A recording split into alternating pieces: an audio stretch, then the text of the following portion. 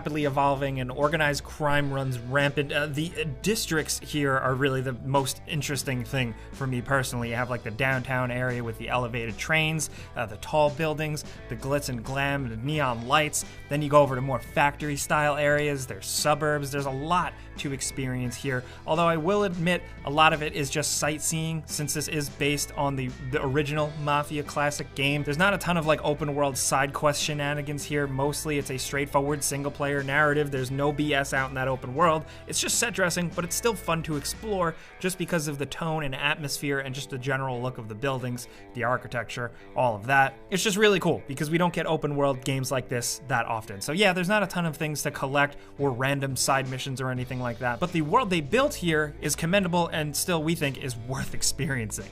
Next, over at number 9, we have Mount & Blade 2 Bannerlord, which if there's one game on the list we're kind of making an exception for, it's this one. It's like sort of open world sandboxy. Yes, some of it is separated by load screens, but then you have the main overworld map, which you can plan your conquests and all that. This game is more than you would think. There are RPG elements to it, and you can explore open environments and go about more of an RPG style thing. You can talk to NPCs, you can build relationships, you can engage in the local economy with shops and stuff like that, which the developers did spend a lot of time on. You ride around on horseback or you go on foot, and this is of course all while you build your army and conquer and fight and engage in the world of Calradia. Now the main name of the game of course still is the large-scale massive battles and all the strategy and stuff like that, but we thought pointing out the open world elements were important, especially considering the fact that this game is still ongoing. The developers are still very much working on it. When we first took a look at it, it was technically in early access, and of course modders are also going wild with this. This is definitely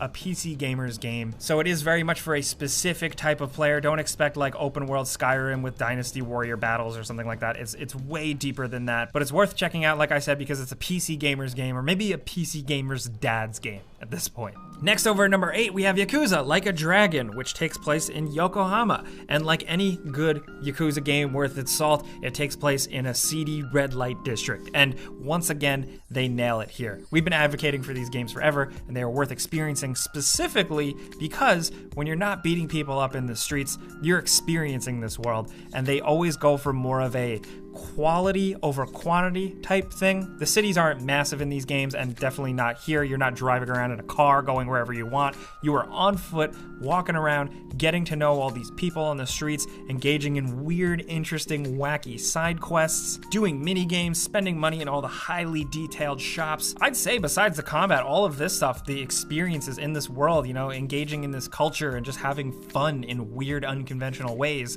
is why these games are so special, and Yakuza Like a Dragon definitely understands that. So yes, we recommend this game, but we also recommend the whole series. If you haven't checked it out already, like, what are you doing? Next, over at number 7, we have Immortals Phoenix Rising, which I gotta say is probably one of the more overlooked games of the year, and it's probably one of the stronger Ubisoft games they've offered up in a while. And that's because essentially what they did here was make very much a Breath of the Wild inspired game, but mashing it with some elements they learned from making Assassin's Creed Odyssey. So you're thrown in this massive cartoony world of Greek mythology where you fight enemies, discover puzzles, go in dungeons, and climb up stuff and fight big monsters and all that. It's so satisfying because of the way it rewards your progression. Everything you do, if you discover like a hidden nook or cranny or solve an environmental puzzle in the world, all of it goes directly towards improving your character in satisfying ways, from loot or just resources and stuff to upgrade yourself. So I won't say that like if you're sick of open world games, this is gonna cure your sickness by any means, but still,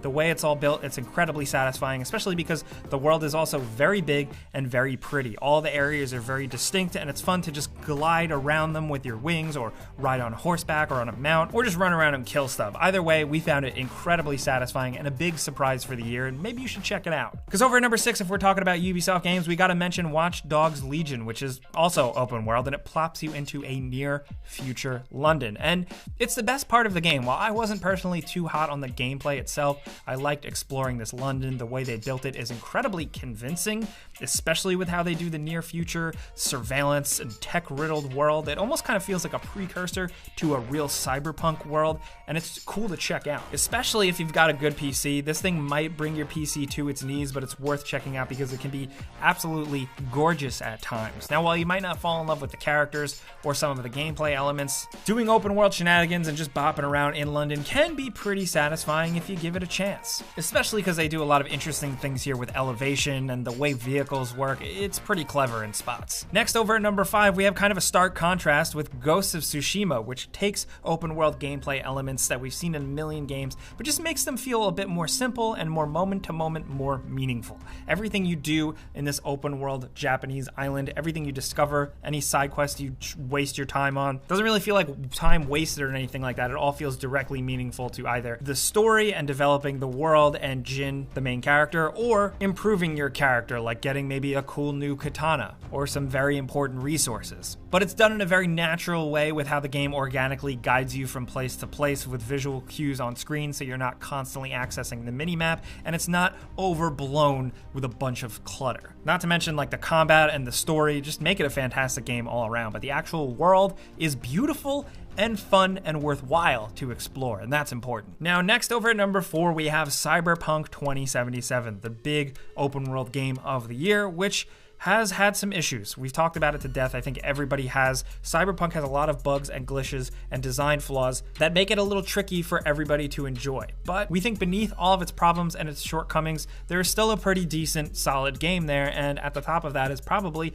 Night City itself. This big, massive Californian cyberpunk city set in the future is visually just unlike anything you've ever seen. Yes, there are some things that need to be worked out. The NPCs are brainless. The car traffic is absolutely mindless. You may get stuck in a building, or you might fall through the ground because of all the glitches and bugs. But if you are truly looking for immersion, you put on that cool music, you explore this world at night with the cool neon lights. If you have a decent PC or a next-gen console, there is something special there. And we're talking about the open world game, so we're going to highlight the open world of Cyberpunk here. It can be pretty cool. There are a lot of hidden little things to discover, weird characters to see, and just RPG style stuff to engage in. Is it the game to end all games? The game it was really hyped up to be? Maybe not, but Night City is pretty sweet, and it lives up to what was developed in the tabletop game that this game is actually based on. Next at number 3, we have Spider-Man Miles Morales, which many people will chalk up as just glorified DLC, but for me personally, I felt like I got my money's worth. We all did here at Game Ranks, and part of that is because exploring the world is just as fun as it was with the original Spider-Man PS4 game, because you can't beat swinging around. It's just so much fun. It's more fun to get around web swinging than it is driving a car in any other open world game. So even if you're just going to do another random meaningless side quest, the fact that you're swinging and jumping and flipping and wall running to get there is awesome. But I'm not discounting the game. Spider-Man Miles Morales does take steps to make the side quests interesting and meaningful to what is going on and to developing and building out the world around Miles, and it works. Plus, it's worth pointing out that the world is beautiful. It features different times of day, different weather patterns depending on what you load in, and it's set around Christmas time in New York City, which is one of the most magical places in the world. We're absolutely completely biased being from here, but a Spider-Man game in the snow around Christmas time with all the famous landmarks, with all the bows, all the Christmas lights, they just really nailed that, and it's cool. It's worth experiencing, dude. Now down to number 2, we have Assassin's Creed Valhalla, which is another big old Ubisoft open world game, but the near ancient setting of London is very cool, and it's very fun to explore it as a Viking, cruising around the environment on your boat through these rivers. Hopping off your boat, raiding and pillaging, or just doing regular old Assassin's Creed exploration can be very satisfying. There's still a lot of things to accomplish here. There are tons and tons of things riddling the map to keep you busy, but it's worth pointing out that some of those side quests you'll stumble upon, some of those characters you stumble upon are really, really interesting and really out there. I think this Assassin's Creed game, more than any other in the past, was allowed to just go totally buck wild with the side objectives and try wacky experimental stuff and just weird story concepts. That, more than anything, for me, made this game memorable. While in some ways it just felt like another one of these games, the random things they make you do out in this massive open world can sometimes be pretty cool and very entertaining. Now down to number 1, if we're talking open world games of 2020, we're gonna go for the unconventional pick for number 1, but it should actually be the most obvious. It's Microsoft Flight Simulator, because it has like basically the whole world. This open world game uses real world data streaming in, weather patterns, map data, to give you the experience of flying anywhere in the world, and it is absolutely incredible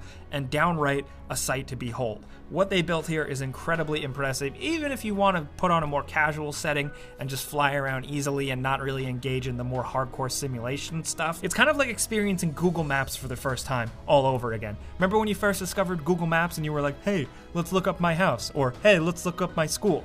Basically now you're doing this in an airplane in 3 dimensions, and it's pretty dope. Especially with the way they do it, with the way it's designed, with all the effects, the real world wind physics, the detail on the ground level. It all really sells it and makes it feel engaging and like you're actually experiencing a world. Especially in 2020, a year where a lot of us were locked up in our homes, this was a fun way to go sightseeing. Full stop. Those are some of the best open world games from 2020, but we got some bonus games we also want to mention. First of all, Dragon Ball Z Kakarot, which released early 2020. A lot of people forget that, but that let you fly around as Dragon Ball characters in big environments. No Man's Sky Origins also deserves some love because No Man's Sky has become an incredible open world galaxy space game thing over these years. And also Need for Speed Hot Pursuit Remastered released this year, which kind of puts you in an open world driving location. Crisis Remastered also released this year and plopped you in a big open tropical island setting, and the indie darling Cloudpunk. These are some of the best open world games from 2020, but we'd love to hear yours